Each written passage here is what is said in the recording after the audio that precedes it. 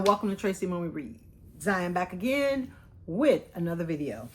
Today, I'm going to be talking about the book, The Lies I Tell by Julie Clark. The Lies I Tell.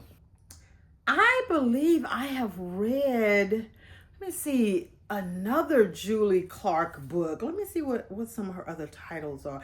Yeah, I read a couple of her books. I read The Last Flight, which was really good, and The Ghostwriter, which was also good. I think this is the one, because I read two books about that, you know, the title was Ghostwriter, like close.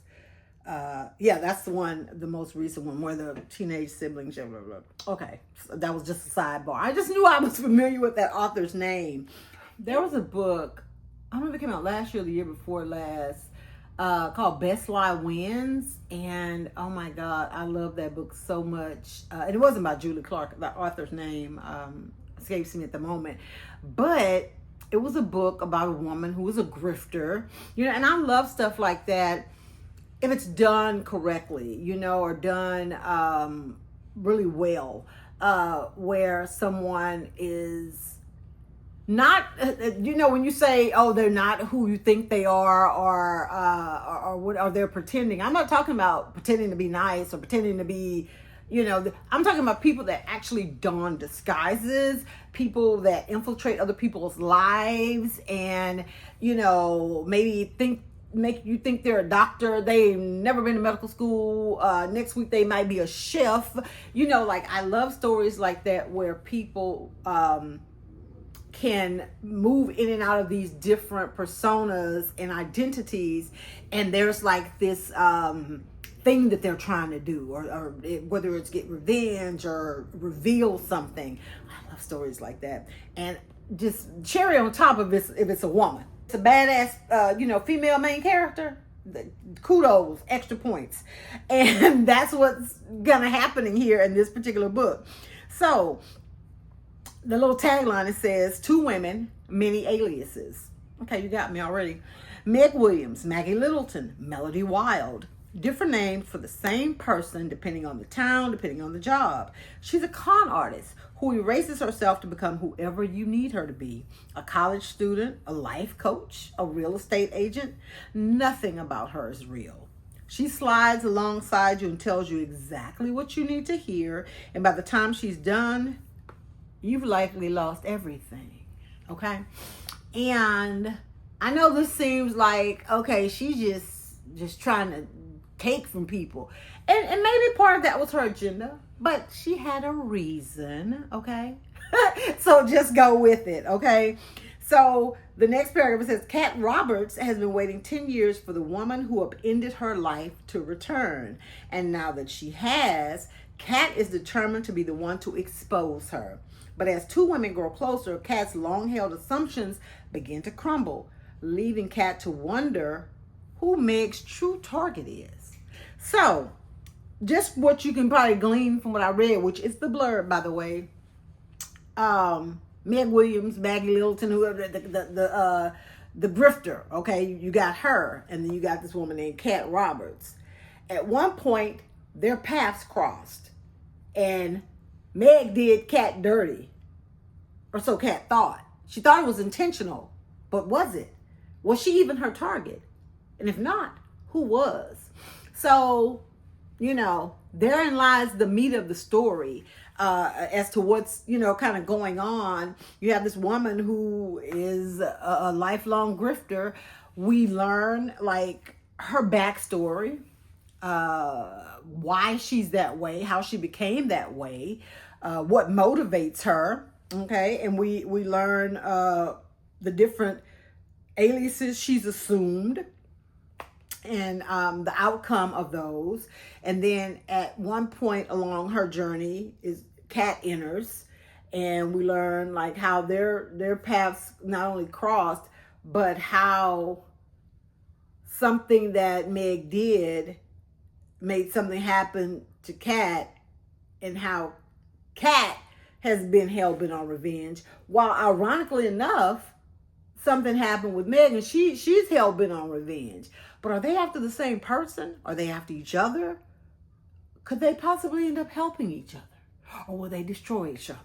Those were the questions I had throughout the book. But as you can imagine, for someone like Meg who had been doing this as long as she had been doing it, that's who she was, in the sense that it's like a job, you know. Like if you are a painter, or a person that cuts down trees, or a person that's an accountant, whatever, if you've been doing something for a long time, you become somewhat of an expert at it. Because you've learned what works, what doesn't work, what shortcuts you can take to get away with stuff, how much you can charge, how long you need to, you know, how long the job's gonna take. And much like an actual job, that's who Meg was at the core of everything. She may have donned different aliases, but she was a grifter, and she knew how not to leave a trace, how to be gone when the shit hit the fan. And she started preparing for her exit almost as early as she entered somebody's life. Kat didn't have that kind of experience. She thought she'd be able to, you know, flush Meg out or get close to her. But then we jump 10 years into the future, which is also the present. And Kat, in a way, has kind of, you know, given up the ghost, so to speak. It's like, okay, maybe this is not going to happen. I just need to move on with my life. Let me get some therapy. You know, she has a boyfriend, and you know, she seems to be living her life and getting over what happened, right? Whereas before she was hell-bent on revenge. Then, in the most bizarre of coincidences, Meg has reappeared. And I'll just say one thing.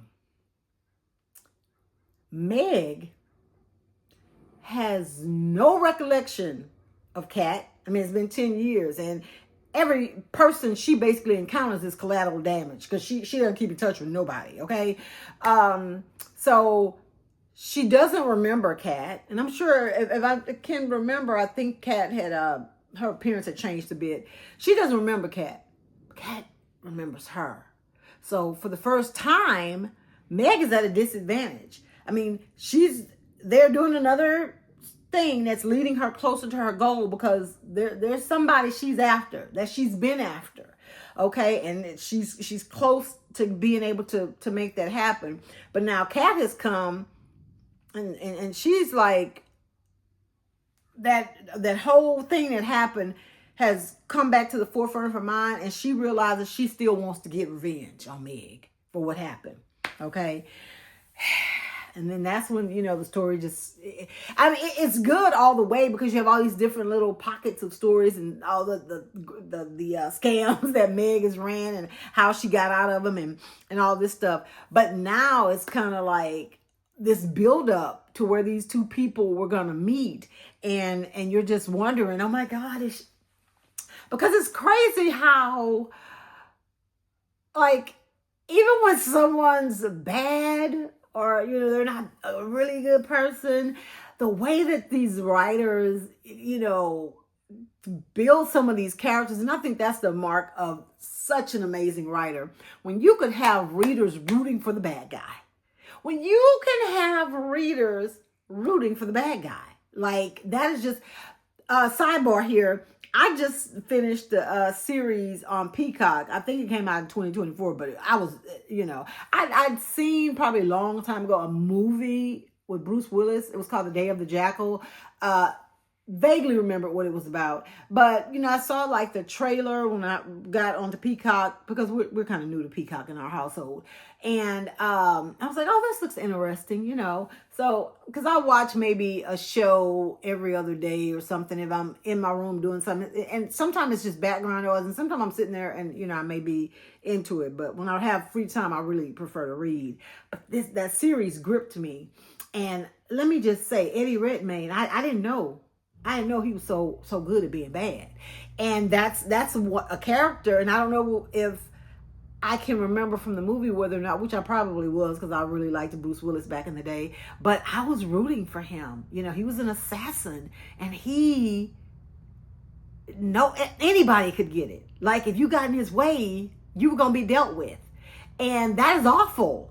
But I was rooting for him. I didn't want him to get caught. And that's how I felt with Meg in this book. You know, it's like all the shit that she had done, all the dirt she had done. And then for, you know, Kat to have gone through what she went through as a result of, you know, Meg just kind of being like, hey, I got another agenda. I got something to do. Not really, you know, it wasn't intentional at all, but it still happened.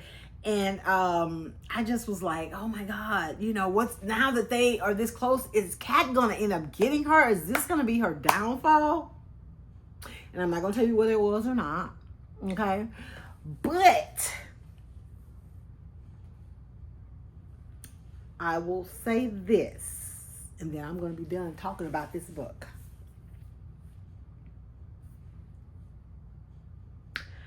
I love to see a good team up. And that's all I'm going to say about that.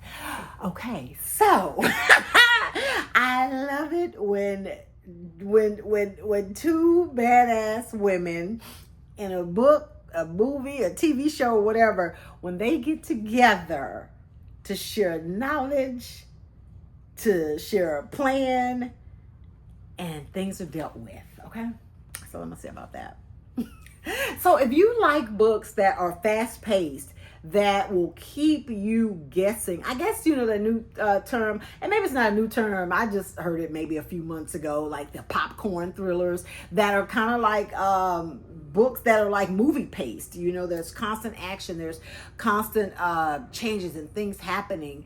If you love books that have past, present, timelines, books with badass female main characters, and then like a secondary character that, you know, is kind of doing her thing too. And if you especially love to see revenge served cold, like a sweet dessert, then I think you will really enjoy The Lies I Tell by Julie Clark. I highly recommend this one. I wonder if this one is going to be made into a movie. So many books that I have read. I saw someone on Instagram did a like, you know, a post or whatever, and they were like kind of mentioning all the books that are coming out this year that are based on books. And there are so many. I don't even know like what I'm most excited for, or if I'm excited about any. I don't know, because I have not, besides like The Notebook, that was back in the day. That I feel like the movie was better than the book. But Dark Matter, it lived up. It was a series though. It really did live up to the book. I feel like I'm trying to think, of there any books recently, like in the last couple of years, that I've read that I've also watched the movie, and I felt like, because I just wasn't a huge fan of his and hers, and maybe because the book wasn't like one of my favorites, I don't know. But I know Kennedy Ryan, a couple of her books are in production, and I'm fingers crossed, because I know she has Will Packer working with her. Fingers crossed that they do a really good job, because I feel like A Perfect Find, Tia Williams book, which I loved, I feel like that movie fell flat. So it's just, and I get it, you know, like you can't bring some of these books to the screen, big or small, 300 pages, you know, it has to be collapsed for the dialogue, and then you got sets, and you know, you got to make it, because not everybody has read the book, so it's a movie to some people, like, you know, His and Hers. I know a lot of people who loved that series, and they didn't even know it was based on a book, you know. So I get that when the filmmaking part of it comes in, those people have more insight on what's going to draw an audience to watch it, right? So I know a lot of stuff has to be changed. A lot has to be added for entertainment value or whatever. And if it's a book that I really, really liked, sometimes I just pass. I just pass on the movie because I don't want to distort my, you know, the memories and the recollection I have of the story. But I would really, really like to see something like this come to the big or small screen. So anyway, if you have read The Lies I Tell, I would love to know your thoughts. Let me know in the comments. Thank you so much for watching. Make sure that you like this video, and if you have not subscribed already, go ahead and take the opportunity, please, please, please, to subscribe to my channel and turn on that post notification bell so that you don't miss any of my amazing reactions. And also, once you share it with a friend or family member, or you know, someone who's really into books that may enjoy my content. I appreciate you guys so much. Thank you, thank you, thank you. You guys enjoy the rest of your weekend, and I will see you next week. Bye.